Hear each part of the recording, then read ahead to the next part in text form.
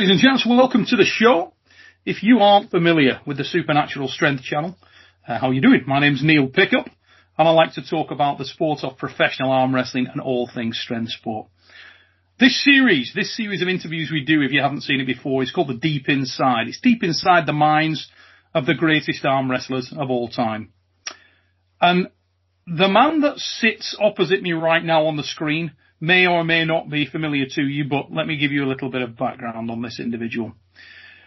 I get asked a lot of times, and have been asked a lot of times through my own career in the sport of arm wrestling, who are the most special arm wrestlers that I've ever met in terms of their ability and prowess at the table, in terms of their knowledge and experience and accolades on the arm wrestling table. Obviously, a lot of people talk about the legendary John Brzenk, who's recognised as the greatest arm wrestler of all time. Well, I can honestly tell you, if John Brzenk never existed, the man I'm about to interview in this next series has a real shot at being described as the greatest arm wrestler of all time. Certainly, he is without question one of the best of his generation. Remarkably technical individual. He has won just about everything there is to win in the sport of arm wrestling. He's also known for his giant killing exploits. This is a man who started his career around 55, 60 kilos and worked his way up through the weight categories. Now walks around at 75 to 85 kilograms, and he's a barbed man wherever he is. Ladies and gentlemen, it's my honour and my pleasure to welcome a very good friend of mine to the show, the Enigma of Rage, Mr. Engin Terzi. Engin. All right, dude. Thank you for the nice positive words, Neil. Thank you. No worries, mate. No worries. I don't know whether you've managed to catch any of these shows yourself, Engin, but I wanted to really put a bit of an expose on you, mate. Obviously, some of the people who are regulars to the channel know that you join us in the present show, and we'll be familiar with you from that. But I wanted to give a bit more background on you, a bit more of a sort of up close and personal with you, your history, your background, and just let people understand what makes you the guy that you are. How are you feeling about that? So you want me to tell you how the thing started? And yeah, we want to go deeper, mate. We want to go deeper than anybody's been into your past, your background, your beginnings, and that's a good place to start, Engin, because you've been in this sport now for a very, very long time. We're talking way above 20 years. Obviously, you're in your 40s now. How old were you when you first got interested in strength? Never mind arm wrestling. Let's talk about beginnings. 15, 16 years old, I started to, do some exercises to, as a young guy growing, you understand? My father was a strong guy. Okay.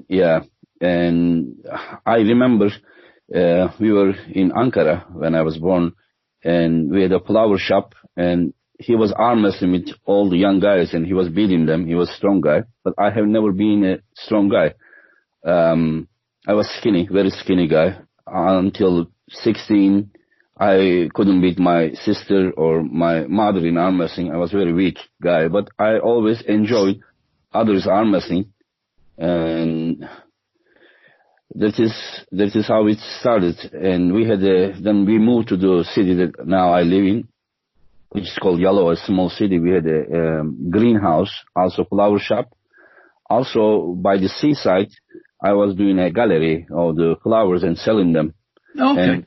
And while I was selling them, I was just a young guy, and bored, and I had friends with me, and then we were arm wrestling all the time on the cars, on wherever we find, the elbows were getting all like bleeding, but I was the weaker one, yeah. And there was one guy that he was always buying flowers from me. One day when I was when I was arm wrestling with a guy that was beating me, and this guy was always buying flower from me, just came and said, let me try. And he hold the guy, he did this, and then boom. And I was like, okay, there is something different with this guy. He knows what he is doing. And I never left him. I left the gallery. He took the flower. He was going away. I left the gallery, everything. I started walk with him. I said, well, who are you? Just like, something, teach me, And I found out that, he was a regional champion 3 years ago from that time. It was 1988 regional champion. And I never knew there was even arm wrestling competition. I was so excited. I was like, please teach me, and I would give you free flowers, And he gave me an arm wrestling table. He teach me, his name was Yücel Öksüz, and he told me, okay, find people for me to arm wrestle for money. And Dursun. Yes, Dursun on there, yeah, one of the top Turkish pullers. Yeah, Dursun. And I tried to find, someone to arm wrestle this guy. And I found Dursun, and they arm wrestled Dursun, actually beat him. Dursun was very strong guy, naturally very strong. I wasn't strong. And so that is basically how it started, and we made a small group of team, and about 1.5 years after that, I went to Istanbul to compete my first national championships, but it was single elimination. Mm-hmm. It was single elimination, and I was lucky. In the final, Osman Memik, who was the 5th in the world, he won the 5th place in the world, same year in Switzerland, and he beat me in the final so easily. So we were doing 2 matches, but in a single elimination competition. So if I somehow met him earlier rounds, I couldn't take, second place in nation. So maybe I would just imagine him meeting me first round. He flashed me twice. I would probably say that this sport is too hard for me. I would leave it. And I would never, come to the point that, I am right now. So maybe maybe the guys, some of the guys that he also eliminated, maybe were stronger than me too. But I was lucky. So I met him in the final. So I took second place. So it motivated me. So I came to my city. I was so happy. I was second place in the world. I had how old were you at this time, mate? How many? 18 years old. Okay. About 1.5 years of the group training. We trained, and I took second, and I had all the pictures of the matches that I won. I tear them, throw them in garbage, and I save only the 2 pictures that the guy flashed me. I'm like this. And then I had a book I put on them, on the book, the pictures, and I wrote that, even you can't escape from the hard work of person, Osman, I said. And I said, 1994, world champion Engin. It was like, I said that 2 years later I will become a world champion while I get flashed by a 5th guy in the world. So, but I don't know if it was ignorance or whatever, but if I didn't believe, I couldn't do it. I believe so much. I don't know if the belief came from knowledge or if it is because of ignorance, but mostly probably ignorance. I didn't know what I was doing, but I was just doing all kind of crazy things, people were even running me away, when they couldn't, my friends couldn't even visit me. When they visit me, I was just taken to the depot or the flower shop just to force them to arm wrestle with me. They were like crying, their arms are, hurt. I even remember one of the guys, when they were coming to the flower shop, they were like, okay, I'm coming, but no arm wrestle, okay? And I was like, okay, no arm wrestling, promise, So they were coming, I was catching them. One of them, one of them just ran away. Like I ran after him like 1.5 kilometers, and finally he couldn't run anymore. I hold him and bring him in arm wrestling. I was just not a normal person. Yeah. But I remember from the childhood, I wasn't so strong guy, but I was a guy that never gave up and never accepted to lose. That is how I remember. I was very angry boy. I remember that my father, we were playing. Come on, man. You angry? Yeah, but when I was little kid, I remember I was like maybe 7 years old fighting with 12 years old boy, and then the 12 years old boy was like twice of me. He was beating me. I was falling. I was crying and still attacking him. He was beating me. At the end, he ran away. Because I never gave up. Yeah, I was invincible Engin. Yeah. So, mate, one question I've got straight off the bat. Obviously. Yeah. Throughout your career in tournament, you've been known for your top rolling skill, for the hand and wrist. The strength in the hand and wrist has been exceptional. When you first started, was that your natural inclination? No. Did you No. feel, okay, No, interesting. I was very weak. The girls were toppling me in the school. I was just doing like this so they couldn't beat me. My hands were very weak. But whenever I start to arm wrestle, I realized that that's the most important part. I realized that, you know, I focused while people were focusing on the arms, I was focusing on the hand because I was just obviously thinking that, you know, we needed to control the back pressure and the pronator of the open. So I kind of got crazy about the hand strength. Yeah. That stayed with you throughout your career? You never let go?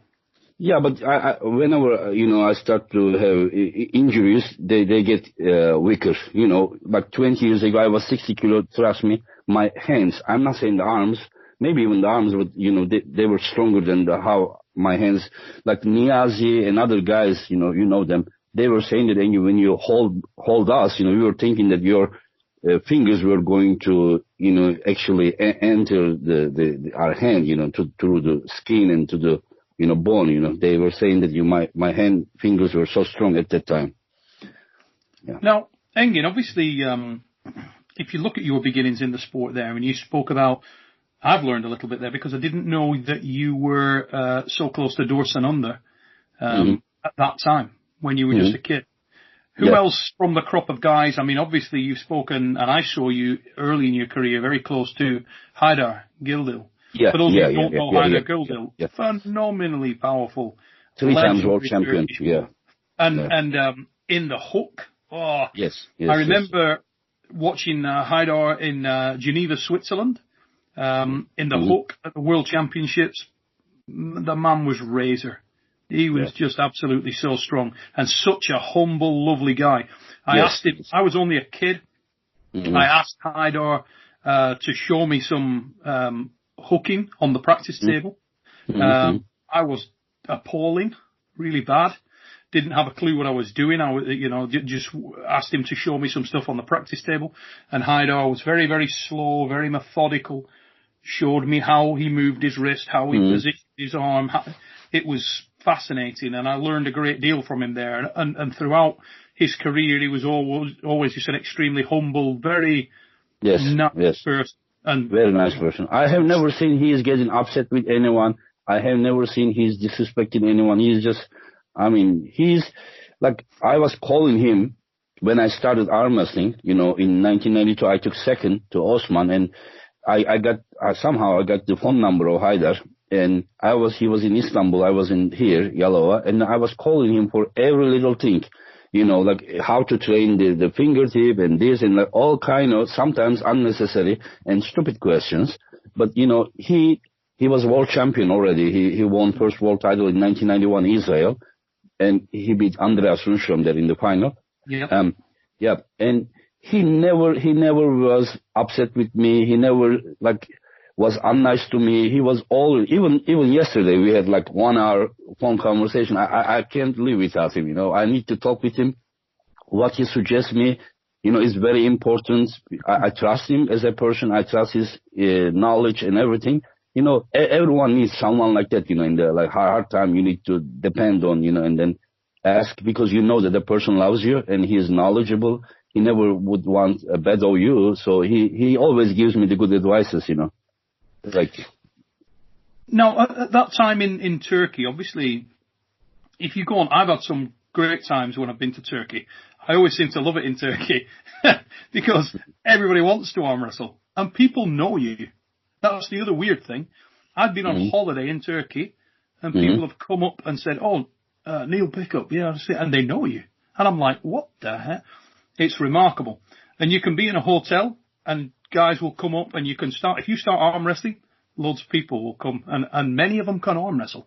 That's the other strange thing. A lot of the guys over there. What I wanted to know, mate, when you sort of got into the sport there, the likes of Haydar were obviously quite advanced in the sport at that time. How many other people were familiar with arm wrestling? How many people were arm wrestling? Has it always been a cultural thing in Turkey? A lot of people. It's a cultural thing, but it wasn't an organized sport until the late 80s. But even you go any school in Turkey, like we did the school competition, in Turkey last year. Over 30,000 children competed. 30,000. 30,000 yes, children competed. Yes.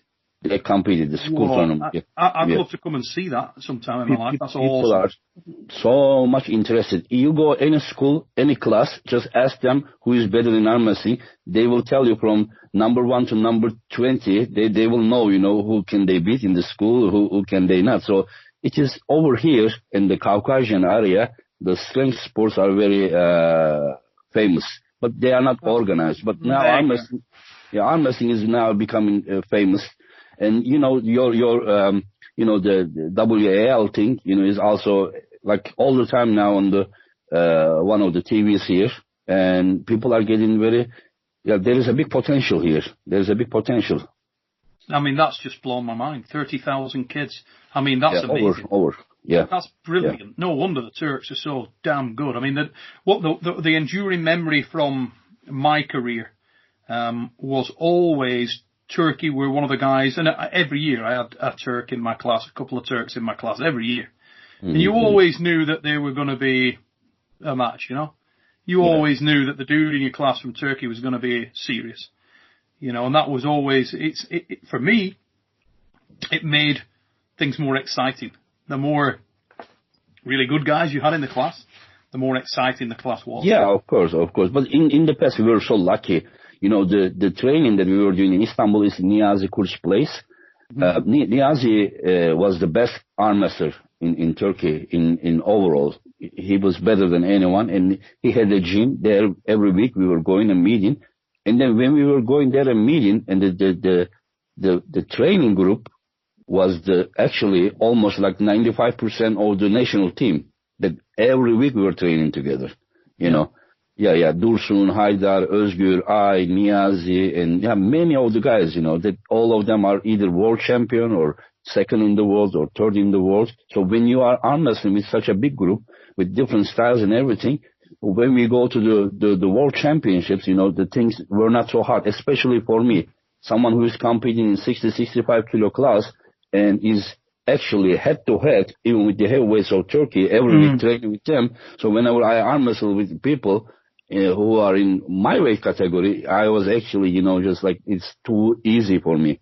In the past, I'm talking about my prime, Because iron sharpens iron, and you were used to pulling monsters. And the guys that you spoke about there, I mean, let's start with Kurt Niyazi, the Wolf. Yeah. Now president of the Turkish Arm Wrestling Federation. Again, what a great bloke. I mean, Kurt Niyazi is an absolutely stellar individual. Phenomenal top rolling capability. Again, amazing hand and wrist. The guy that, again, open to show everybody anything. And very friendly guy too. Very friendly. I love the fact that whenever you go to an event, Kurt will be walking around in his suit and tie, playing the official role, giving 15 minutes, the ties off the he's on the table. Yeah. Because he loves arm wrestling. Yeah. He loves arm wrestling. He just can't stop himself, He comes to the trainings. He still beats most of the guys in Turkey, and he sometimes jokes with people, say that if you can't beat me, I'm not going to put you in national team, If you can't beat the 50 years old man, what are you doing in the team, He was just messing with them. Yeah. What a man. What a man. Yeah. Was he one of your big inspirations back in the day, mate? Who were the guys in Turkey that you really looked up to, that you aspired to be like? In fact, it's Niyazi. Haydar was my teacher, but the way that he arm wrestled, the way that I arm wrestled were different. He was going deep inside, I was going fully outside. So it is Niyazi that we were just like inspired and looking at like, wow, how great he is. That is how it is. But after I went to U.S. and started to compete there all over, I kind of developed my own style, which is mostly out or side pressure. I started to. So, like, if you ask me, who inspired me, it is John Berzink. I'm 45 years old. Many of the, authorities consider him as one of the best ever. But, even today, I watch him and I get inspired by him. I have students, my own students I have, and I train them and I say, you want to learn arm wrestling, how to arm wrestle? Okay, Now you go home and watch John Brzink. Just Google him and watch him if you want to. Because, like, I do what I do, you know, I'm not going to be humble. In my opinion, if I'm healthy, I do what I do almost perfect way. But I don't do everything in so perfect way. You understand what I'm saying? Yes. So, but John is the guy that, you know, you just watch him and learn how to do hook, how to do side pressure, how to do top roll in best way possible. So that is why, you know, if I had a really, really school of arm wrestling, I would just, you know, show him on the screen and just say, look at here, what move he does and this and that. To me, John is arm wrestling. John is equal arm wrestling. The only thing that, you know, I can't imagine anything better because I haven't seen it. If someday someone comes and, you know, show something better, then I would just say, okay, this is the guy. You understand? But till now, I didn't see anyone who is better than him. No, for me, John is as complete an arm wrestler as I've ever seen. There are others that are very complete as well, but he is exceptional in that respect. He is also brave guy. Brave guy. Oh, yeah. He just goes Japan and pulls the best of Japan. He goes Russia, pulls the best of Russia, goes to Europe. I mean, he's just guided, you know, just as long as, you know, you offer him something, you know, interest him, you understand? And then if he's interesting, he is ready to step up against anyone, anytime. I don't know what weight class. He doesn't matter where on the earth. It doesn't matter. He's the guy, you know. He's the guy, you know. Yes, John has certainly made his career in stepping up to the challenge. There's no doubt about that. But it's fair to say that you've done a bit of that yourself, Engin, and you obviously have travelled the world extensively. And I wanted to sort of wind the clock back a little bit and just walk us through how you came about the decision to go to the USA. What brought that about? When did that come about, and how did you go about it, mate? Maybe I should continue from where I stay. In following year, 1993, I went to Canada to World Championships, and I took their second place to Leslie Wims. In Edmonton. Yeah. Leslie Wims was like very, very powerful guy. You know, but he won by fouls, 2 fouls. It was a sit down tournament, and they said that my you know, ass get off from the where I sit. Yeah, for those who don't know, they used to be sit down and stand up would rotate. 1 year sit down, 1 year stand up, and the referees had a cane, and they used to try. And it was pretty off-putting actually. They used to feel it hit your ass when you were if you were leaning into a position and your ass came off the seat, you got a foul. I think I'm going to say Karen Bean used to whip my ass harder than anybody I've ever gone to. She used to whip. Karen Bean, if you're out there, I got whip marks on my ass. It kind of reminds me of those Indian policemen with a stick in their hand for, you know, telling guys to go home, you know. Yeah. Oh, she would.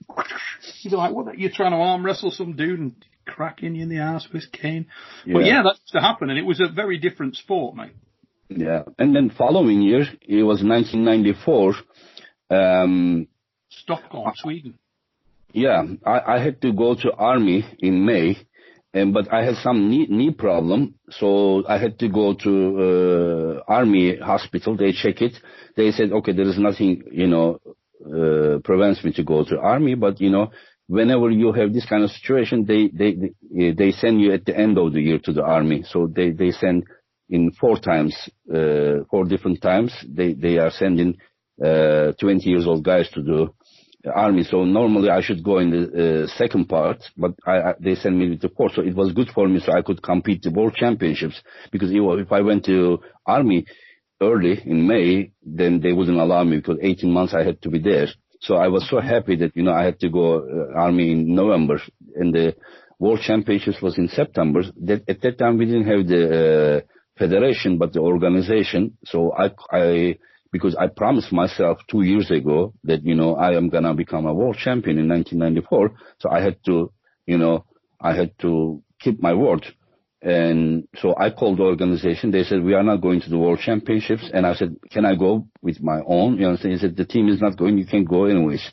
And then they didn't allow me. So I didn't know what to do. I asked, you know, family and some friends for the sponsorship. They gave me money enough, but I was almost being late, so I went to Istanbul for the embassy of Sweden, And then people were on the line. At that time, it was so hard to get visa. And people were saying that, when do you need visa? I said, I need to get visa afternoon. They said, no, it's impossible, you can't.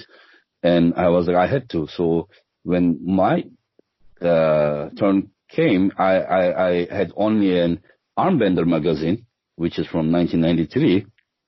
And I had the silver medal of the World Championships year before. So I told the guy, I need to compete. There is invitation. There is no invitation. I said, I promised myself I need to go there and win. The guy is like, he said, okay, we will tell you afternoon. I was waiting. And then they said, yeah, we gave you the visa. I was so happy. That I get the visa. And I didn't know any English.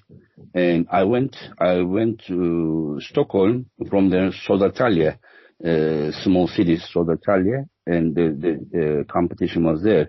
So I went there, and the Barış Barandas was there. You remember the general secretary from India? And yeah, Barış Barandas. Yeah, absolutely. Yeah. He told me that the Turkish team called them and said that we are not participating. And I said like who are you? He told me. I said I had to lie to him because I had to compete. I couldn't go back. And I said our president said hello, and he said that you're gonna allow me to compete. And he said okay. And then he allowed me to compete, and I was 55 kilo. If you remember, at those times there was no left-hand category in the five. It was going 50, 60, 70, 80 was going. So I did final against the Georgian guy, and I took second to him, but he was 60 kilo guy. He was also the right-hand champion of 60 kilo. So I competed one class above, and I took second. And with the right arm, there was 3 world champions in my category. Maybe you remember Tamayev Totras from Russia. Yes. Yeah. And Alan Berget. Yes. The year before's world champion from US. And there was one Kazakh guy. He was also 1992 world champion. So there was 3 world champions. And I meet all these guys one after another. And I beat the Kazakh. I beat Alan in the semifinal. Early rounds, I beat Tamayev, but I beat him with 2 fouls. He elbow fouled. I couldn't pin him. We were like this. We stay like this. We couldn't. And I was like, I sent him to the B-side, so I was hoping that either Kazakh or Alan would beat him because I beat the others too easy. Maybe the technique would be good for him. I was praying that, he wouldn't come back, and because he was a very powerful guy. Anyway, so he beat them easily. So we were in the final with him. He tried to sleep. I catch his fingers, and at the end we sleep. And in the strap, I was pulling. He did this, and he pinned me in like 1 second with the dead wrist. And then a few minutes later, we were gonna pull again. And so I was kind of like hopeless. So we pulled again. Again, we were finger to finger. At a point, I realized that, no need to tire myself. And then we slipped, and they put the strap. Again, he did the same thing. This time I stopped him right here, but I couldn't because he was all over on me. Maybe you remember him, that he was a very, very powerful deadlift puller. And then I couldn't do anything, and I get an elbow foul. And then now I had 1 loss and 1 foul, and I had to keep my word. So I was like, I'm not going to try to just pull back. I'm just going to go directly to the pin pad, And then Ready Go came. I was just like, I had nowhere to go, 1 foul and 1 loss already. So I was just like, all I remember is my head was under the table. I was screaming, I saw only referee's feet and the Tamev's feet, I was just like this. Finally, something hold my hand, and I bring my head up. It was like over. So I won it. I was just so happy, And I didn't have enough money to stay even that night in the hotel. So I took train. I took my gold medal. I went to Stockholm for the flight next day. I spent the night on the bench outside in the park, but I was so happy. Even if it was not so warm, it's Stockholm, it's Sweden outside. Yeah, I was with a bag and the gold medal. I was so happy, even if I would just die there with the cold, I wouldn't care about it. So I kept my word. So I won the world championships, and I come back to my country. That was so good, yeah. Same year I went to Army. Army, I went, and then 1.5 years later, I missed the Brazil World Championships. And I came back from Army in 1996, May 22nd. And then 4 months later, or 4 or 5 months later, there was World Championship in Virginia Beach. Mm-hmm. That is, yeah, you took second in 80 kilo to Zloty Tur. Yep. Yeah. So again, you know, but I didn't have so long time because in Army, no training for 18 months. And so again, I found sponsor and I went there first to New York, from there to Virginia. And again, there was right there, Barış Barandas. He was like, last time you deceived me, this time you cannot enter. And I learned some English during the Army. I was studying from the books, but there was a Turkish guy who was living there in US. I told the guy, tell this guy, if he doesn't allow me, you see this hotel, I'm gonna go on the roof and I'm gonna jump down. He was just, no. He was just, don't do that.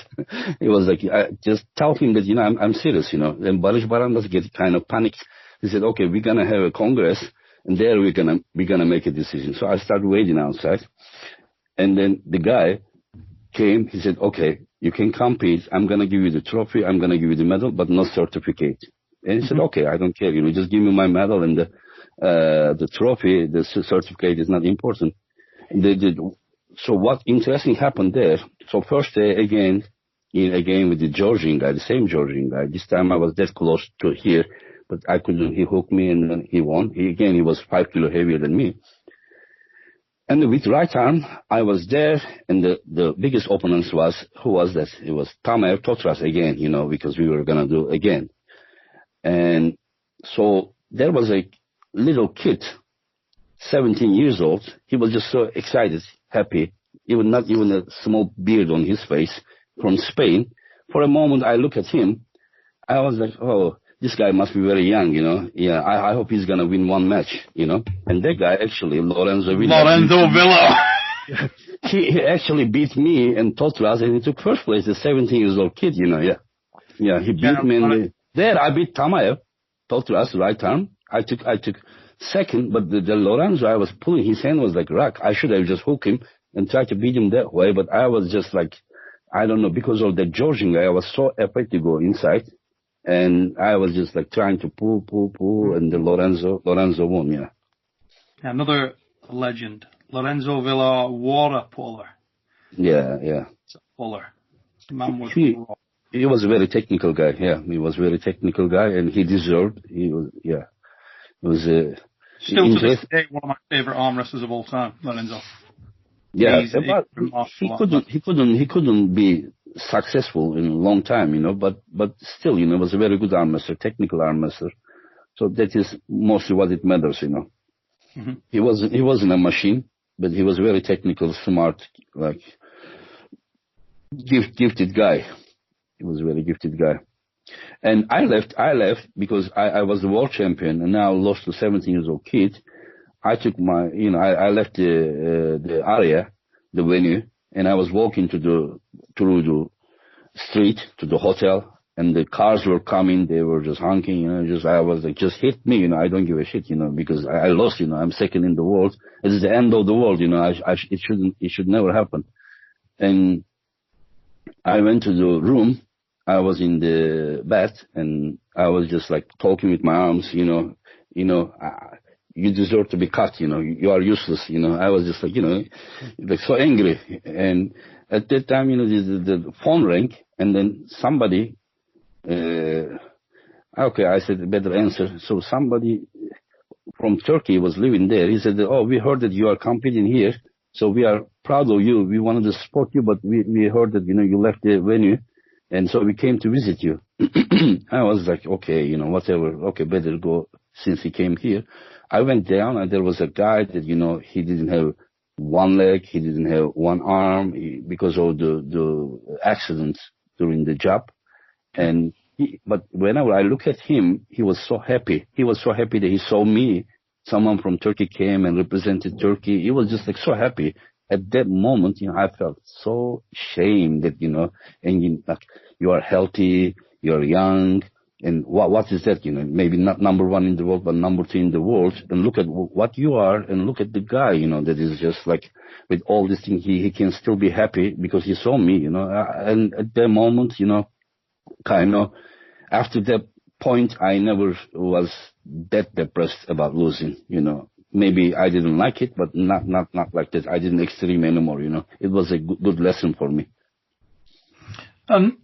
How long did it take you to sort of level off, Engin, when you got back to Turkey? Were you angry at yourself still? Did that give you motivation and fuel to train harder? Would you say that after that loss you improved, or were you a little bit insular? How did the loss affect you when you got home in the long term? When I was in army, I was already planning to move to US and compete the tournaments there. It was already my plan. So I came back in October, and then probably end of January, I went again with this time with Dursun. We went to first to the Pull for the Hungary tournament that Mary, Mary. Yeah, Mary McConaughey, yeah. Yeah. Her tournament, we went there. We competed. And then from there, I went to New York for a month and stayed there with a Turkish family that was doing a tailor job.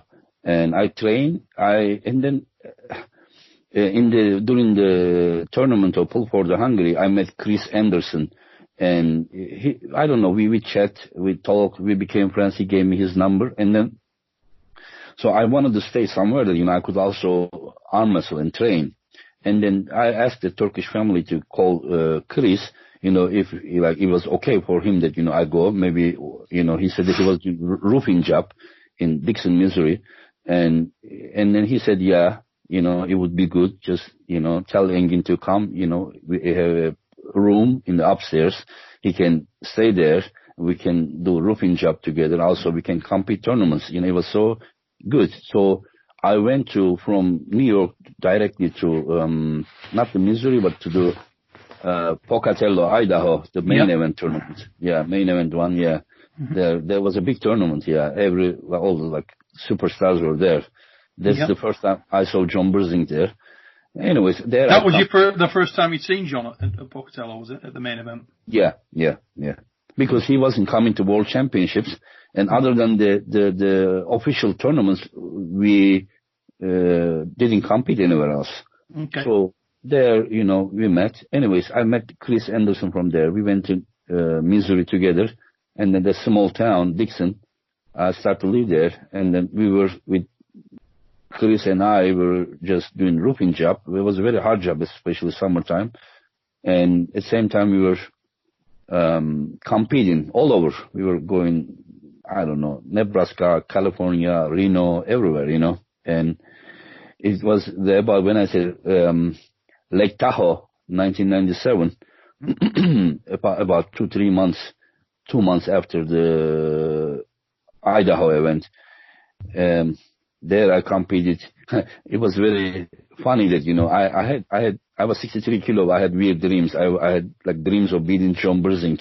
So if I would compete 60 kilo, I could make extra, probably $900 because $450 each arm. Yep. So I could win 60 and 70, but I didn't lose that 3 kilo because I didn't want to lose power.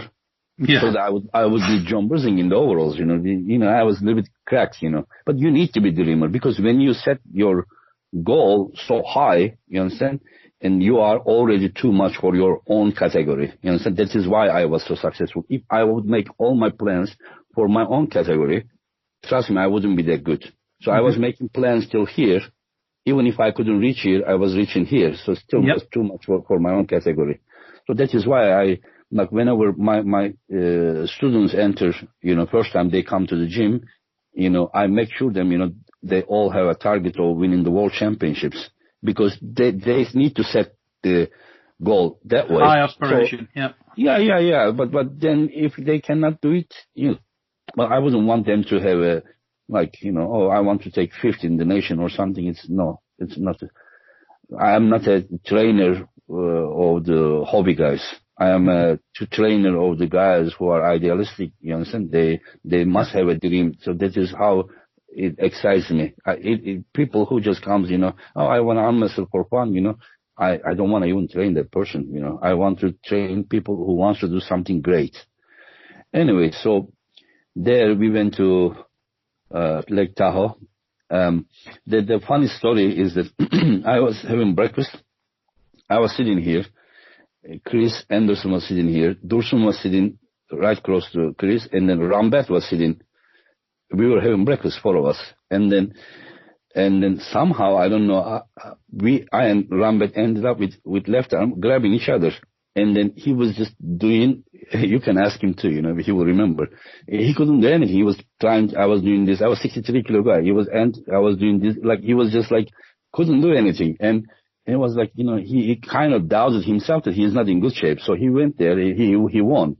He lost with right arm, Burzing, but with left arm, yeah, he won the category.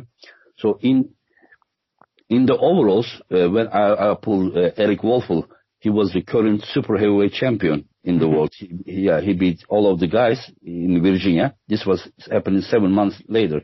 So in the overalls, he was just twice of me. You know, he was 120 something kilo. I'm 63 kilo. But I realized that Rambert just left his chair from far away. He just came right by us to watch close. So we started, and then we were like finger to finger with Eric, and then he just dropped his wrist and then beat me with his whole body with the shoulder press. And if you remember, the elbow press were not angled, but they crossed to each other. So it really helps the guy with the heavyweight, you know. So he beat me actually like this. And then Rambert looked at me. He was like, you know, I knew, you know. He was like, yeah. Those are the times that they started to, you know, hear about me in US, that, you know, I was competing tournaments, winning Idaho event, and then winning this event, and with the right arm with John. Tell you something before you move on from that event, mate. Used to be a magazine came out at that time called the Armbender. Yeah, Armbender magazine. Yeah. Unfortunate title, not going to lie, but I'd be sat at home and I'd be reading that, and I'd be, there's a report here on this tournament. I'll be going through. There's a picture of you pulling with Eric Wolfel in there, and I'm like, that's that little Turkish and he's like, how? I couldn't get my head around it, but I thought, wow, that's awesome. The fact that you were going over there at that size and able to do something with those big, and not only big guys, but big guys who were serious pullers. You know, he was a world champion, super heavyweight champion. And people, you know, to do that at under 65 kilos in body weight is truly remarkable. I mean, it's something that I'm thinking very hard if I can think of anybody that's matched that. The nearest I can get to it would be Svet Angashevsky at sort of 72 kilos when he pushed Voboda hard. You know, there's been a few that have come close, but not many that have got to that kind of level. That's sort of serious stuff. Anyway, sorry to interrupt, mate. No. Oh, it was fine. Yeah.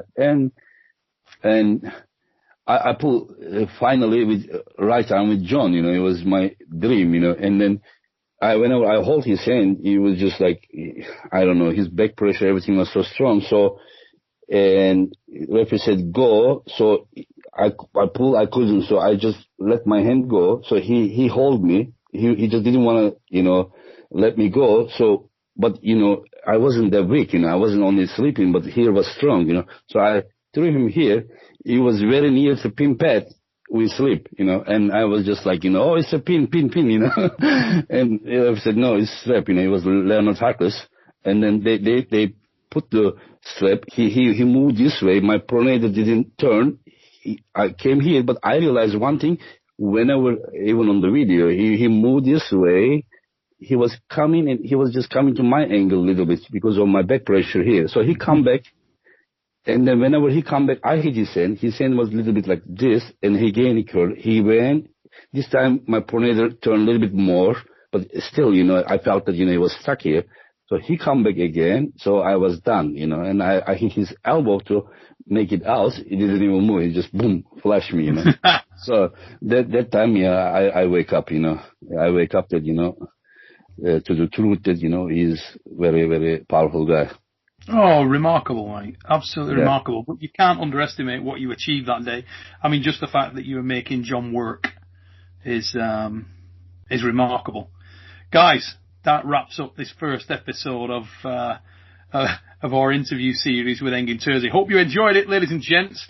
We're definitely going to have a lot more from this young man. Don't worry about that. He's got quite a few stories to tell. If you do like Engin involved in these shows as well, please put some comments down below, because we're going to be running this series over the next couple of weeks with Engin, next few days at least from when this goes out. So please put any questions you want me to pose to Engin in the last series, and we can definitely do that. I know this guy is pretty much open season for answering your questions. Also, guys, remember, if you like what we do, please do like the video, share it, let people know about us, and please subscribe. Hit that button, motherfuckers. Guys, take it easy. Hope you and your families are well, Engin. Thanks for joining us on the show, mate. And we'll see you again with the next one. Till that time, take it easy, peeps.